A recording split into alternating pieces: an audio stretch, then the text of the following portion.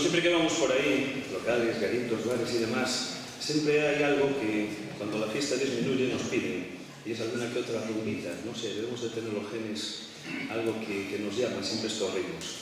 Entonces yo hace tiempo hice una canción dedicada a estos músicos que me siguen, que es la Leiros Band, y se llama Esta noche, y dice así.